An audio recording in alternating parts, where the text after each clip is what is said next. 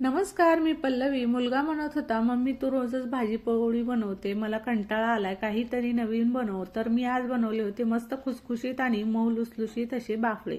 तर तुम्ही म्हणत असाल हे बाफळे आहेत की बट्ट्या, तर आज या दोन्हीतला फरक सांगणार आहे. बऱ्याच लोकांना माहिती नाही, याला बट्ट्याच म्हणतात तुम्ही. तर बट्ट्या ह्या जेव्हा आपण गौरीच्या आहारामध्ये बनवतो त्यावेळेस त्याला बट्ट्या म्हणतात, आणि हे आहेत बाफळे जेव्हा आपण उंडेत उकडून तळल्या जातात तर त्याला बट्ट्या नाही, बाफळे म्हणतात.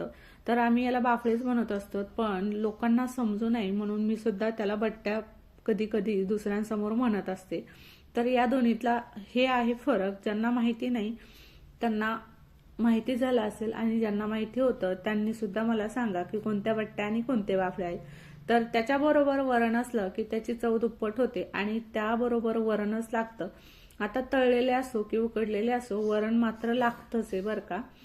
तर हे बाफळे जे आहेत तेवढे मऊ आणि खुसखुशीत झालते, मुलाला खूप आवडले. आणि याचा जर तुम्हाला पूर्ण डिटेल्स व्हिडिओ पाहिजे असेल, असे मऊ आणि खुसखुशीत बाफळे तुम्हाला सुद्धा बनवायचे असतील, तर मी कमेंट बॉक्समध्ये लिंक देणार आहे. तुम्ही तो व्हिडिओ पूर्ण बघू शकता आणि मस्त असे मऊ खुसखुशीत बाफळे बनवू शकता.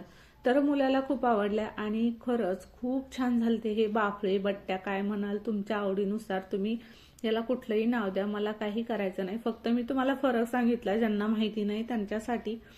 तर आजचा हा छोटासा मिनी ब्लॉग तुम्हाला कसा वाटला, आणि कुणाकुणाला माहिती नव्हतं याला बाफळे म्हणतात की बट्ट्या, त्यांनी फक्त एकच कमेंट करा.